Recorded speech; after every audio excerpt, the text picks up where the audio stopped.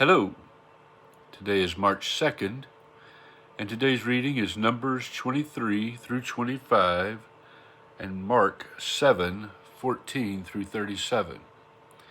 This is the reading of God's Word. And Balaam said to Balak, "Build for me here 7 altars, and prepare for me here 7 bulls and 7 rams." Balak did as Balaam had said, and Balak and Balaam offered on each altar a bull and a ram. And Balaam said to Balak, "Stand beside your burnt offering, and I will go. Perhaps the Lord will come to meet me, and whatever he shows me I will tell you." And he went to a bare height, and God met Balaam. And Balaam said to him, "I have arranged the 7 altars, and I have offered on each altar a bull and a ram." And the Lord put a word in Balaam's mouth and said, "Return to Balak, and thus you shall speak." And he returned to him, and behold, he and all the princes of Moab were standing beside his burnt offering. And Balaam took up his discourse and said, "From Aram Balak has brought me, the king of Moab from the eastern mountains. Come, curse Jacob for me, and come, denounce Israel." How can I curse whom God has not cursed? How can I denounce whom the Lord has not denounced? For from the top of the crags I see him.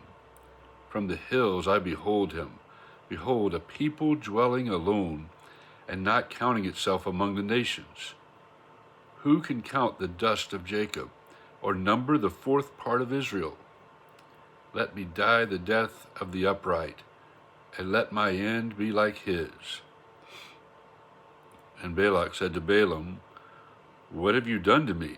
I took you to curse my enemies, and behold, you have done nothing but bless them."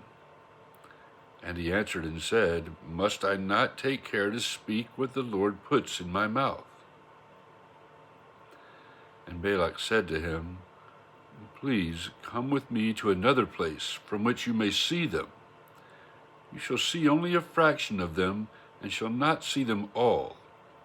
Then curse them for me from there." And he took him to the field of Zophim, to the top of Pisgah, and built 7 altars, and offered a bull and a ram on each altar. Balaam said to Balak, "Stand here beside your burnt offering, while I meet the Lord over there." And the Lord met Balaam, and put a word in his mouth, and said, "Return to Balak, and thus you shall speak."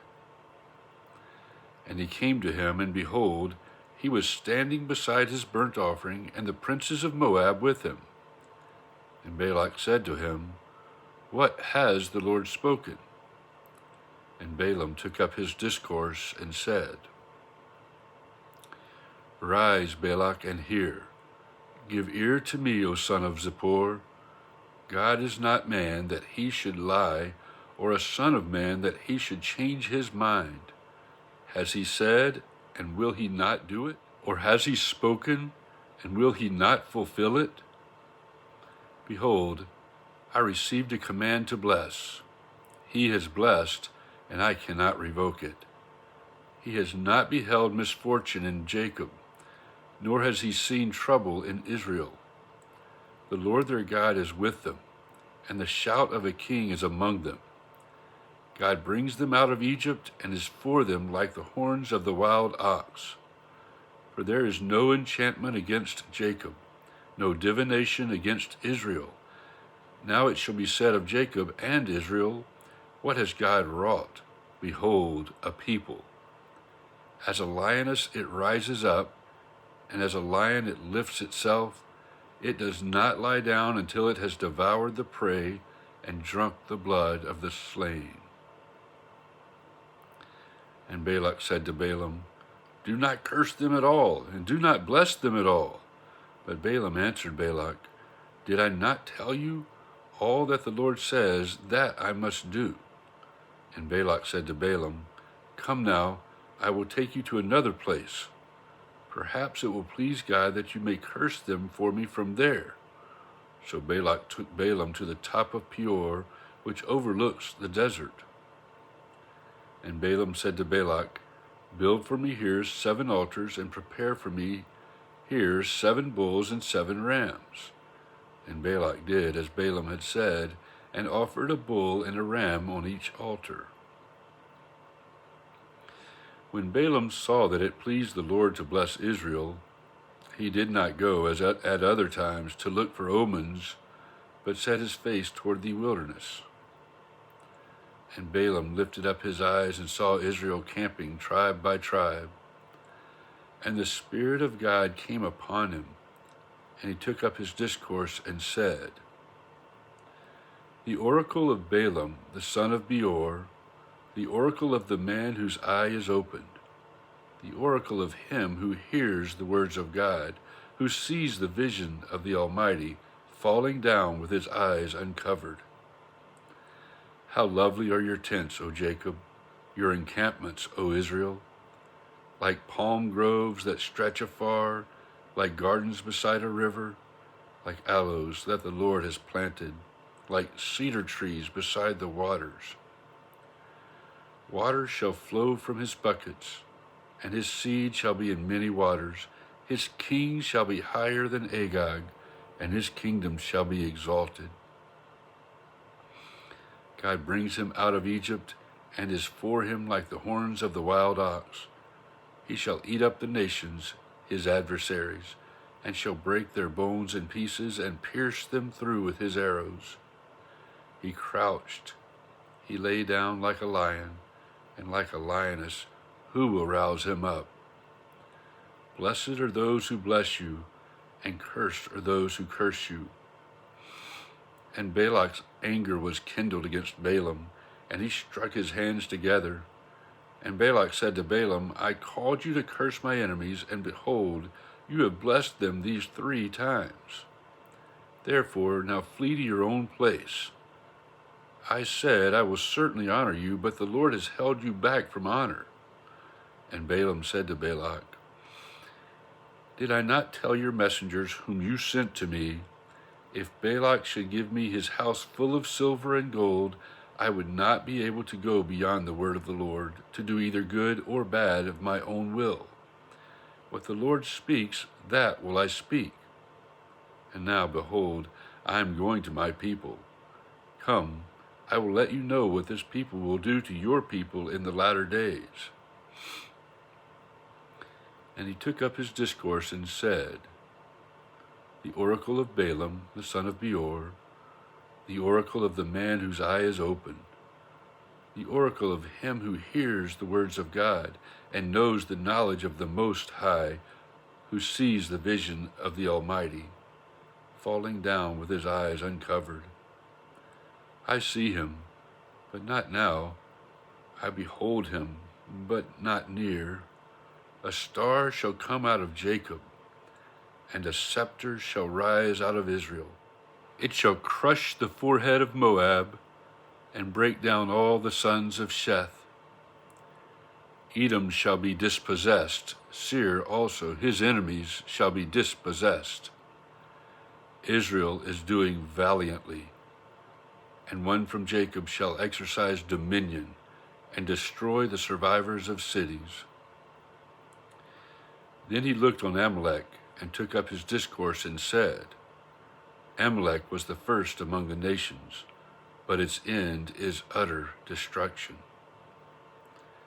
And he looked on the Kenite, and took up his discourse and said, Enduring is your dwelling place, and your nest is set in the rock. Nevertheless, Cain shall be burned when Ashur takes you away captive. And he took up his discourse and said, Alas, who shall live when God does this? But ships shall come from Kittim, and shall afflict Ashur and Eber, and he too shall come to utter destruction. Then Balaam rose and went back to his place, and Balak also went his way. While Israel lived in Shittim, the people began to whore with the daughters of Moab. These invited the people to their sacrifices of their gods, And the people ate and bowed down to their gods. So Israel yoked himself to Baal of Peor. And the anger of the Lord was kindled against Israel. And the Lord said to Moses, Take all the chiefs of the people and hang them in the sun before the Lord, that the fierce anger of the Lord may turn away from Israel. And Moses said to the judges of Israel, Each of you kill those of his men who have yoked themselves to Baal of Peor. And behold, one of the people of Israel came and brought a Midianite woman to his family, in the sight of Moses and in the sight of the whole congregation of the people of Israel, while they were weeping in the entrance of the tent of meeting. When Phinehas, the son of Eleazar, the son of Aaron, the priest, saw it, he rose and left the congregation and took a spear in his hand and went after the man of Israel into the chamber and pierced both of them, the man of Israel and the woman, through her belly. Thus the plague on the people of Israel was stopped. Nevertheless, those who died by the plague were 24,000.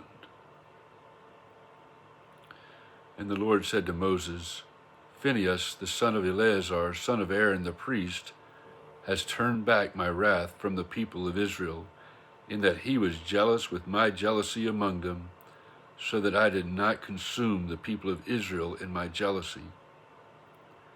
Therefore say, Behold, I give to him my covenant of peace, and it shall be to him and to his descendants after him the covenant of a perpetual priesthood, because he was jealous for his God and made atonement for the people of Israel. The name of the slain man of Israel, who was killed with the Midianite woman, was Zimri, the son of Salu, chief of a father's house belonging to the Simeonites.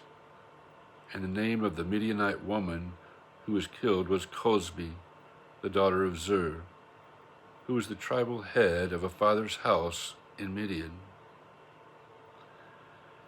And the Lord spoke to Moses, saying, Harass the Midianites and strike them down, for they have harassed you with their wiles, with which they beguiled you in the matter of Peor and in the matter of Cosbi, the daughter of the chief of Midian, their sister, who was killed on the day of the plague on account of Peor.